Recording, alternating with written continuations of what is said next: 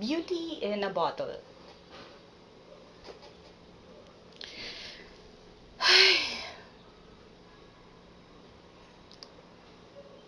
I think this is not a good year in general for Filipino movies. Actually, sa lahat ng movies na napanood ko this year na local, I think The Trial na yung pinaka-okay.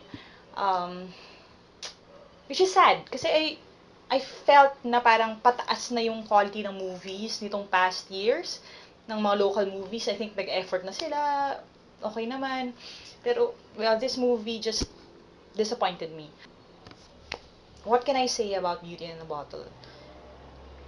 In a nutshell, if you want a movie that's going to make you laugh really hard, this is not the movie for you. If you want a movie that teaches a moral lesson, this is not the movie for you. So what is this movie? I don't know. I think this movie is trying to be a lot of things at the same time, and in doing that and having that goal, it failed to do anything, any of the things that it wanted to do. It was not as funny as it could be. It was not as heartfelt as it could be. It was not as creative as it could be, which is disappointing. Pero I think it's, common na rin sa mga movies ngayon. May trend kasi ng pagmamanage nung kung gaano ba ka-indie yung take on the movie at saka gaano ba siya kapangmasa. And ginajuggle yon ng maraming producers, maraming people behind movies. Pero gusto nila i-balance yung both. So they do something na nasa gitna. And dahil gusto nila to have the best of both worlds, they lose the best of both worlds. It's not as creative as it could be. It's not as daring as it could be.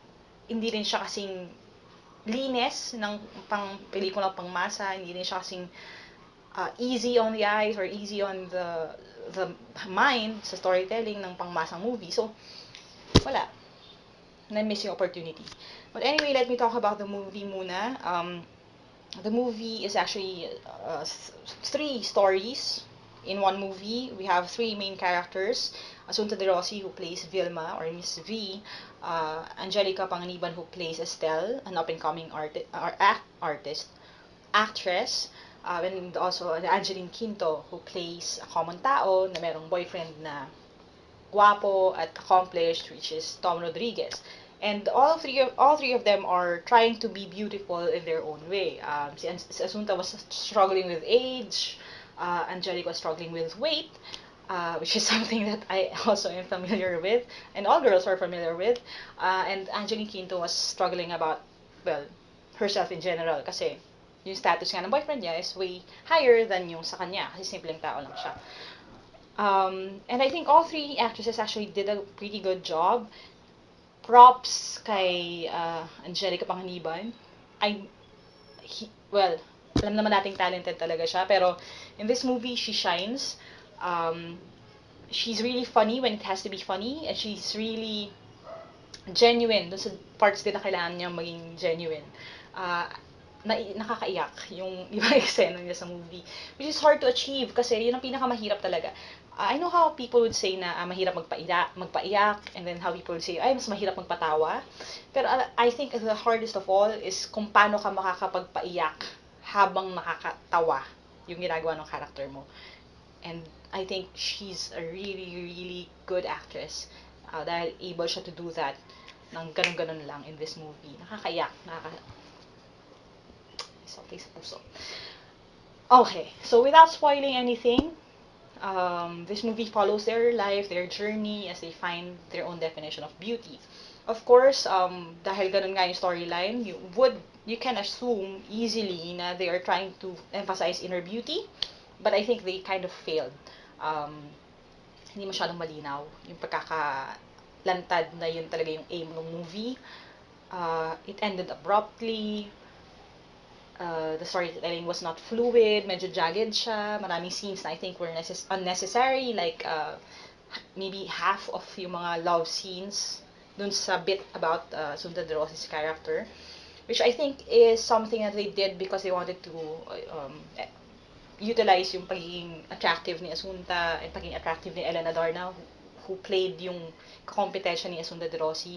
This Elena Darna plays an up-and-coming and very young na advertising person na kumukompetensya sa kanya.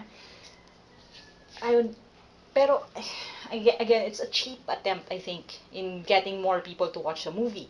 So, they put Ellen Adarna in a very compromising position para manood yung boys. Pero, it's not good. It didn't help. It didn't help the story go further. Um, yun. So I think it's unnecessary. Another thing I think they could have done without is yung idea nila in parang gumamit kasi sila ng storytelling tool which was yung step ganito, step 1, step 15, step 18, step 23 na merong mga advice like step 1, always say yes. So okay yun, step 1 it makes sense. Pero it jumps to step 18 which was I think syempre hindi ako, I don't know, I didn't write notes, no. Pero step 18 I think was research, step 23 was work. Tapos eventually it has a step there that says when you're defeated, what do you do? Ganyan. Hindi siya nakatulong kasi tumatalon siya eh. 'Di ba? Step 1 to step 18, and then you don't find out kung ano yung steps 2 to 17, so walang sense.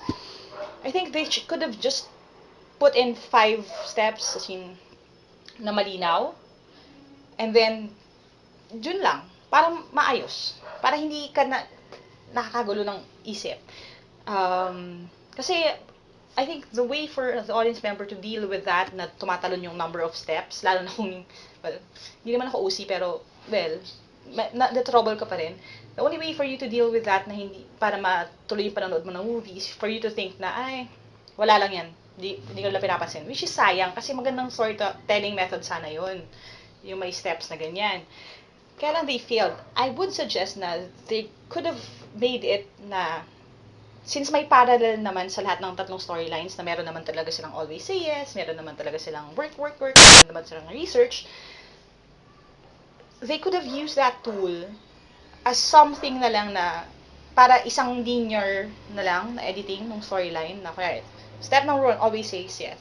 Always say yes. So, all the 3 characters say yes dun sa kung ano man yung struggles nila. Step number 2, step number 3, ganun na lang yung storyline. Pero hindi naman ganun eh. Putol. Tapos yung sa kanya, tapos yung sa kanya, tapos yung sa kanya. So, bakit pa kailangan? Naging unnecessary lang siya. Again, it's an attempt to be creative, which failed. So, what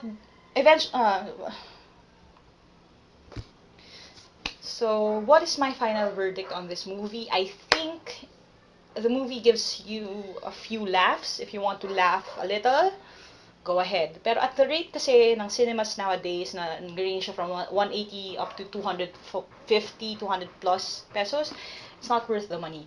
You can just wait for a DVD, siguro ng office mate mo na ipapahiram sa'yo, ganun lang. And sayang siya. Kasi I think one thing na I would like to tell people behind movies, as in movies in general, is that you already spent money on production. You already spent money on good actresses. Why not make it cleaner? 'Di ba? So yun. I think this movie could have spent more time sa editing, maybe, para maging fluid siya. Wala eh. I think this movie is a big, para lang siyang actually, if you think about it, para siyang extended na commercial for Bello. Since they used Bello rin naman bilang sila yung gumagawa ng Beauty in a Bottle, parang ganun lang siya. I think they would break even kasi may sponsorship deal sila. Pero it's not something that I would promote to my readers and to my followers. It's an okay movie, but it's not that good. So that's it. And thank you for watching. If you want reviews on other older movies, I have my WordPress site, which you can find the link for below. You can also hit subscribe so that you know right away as soon as I post my next video. And thank you for watching. Thank you for your time, and I'll see you again.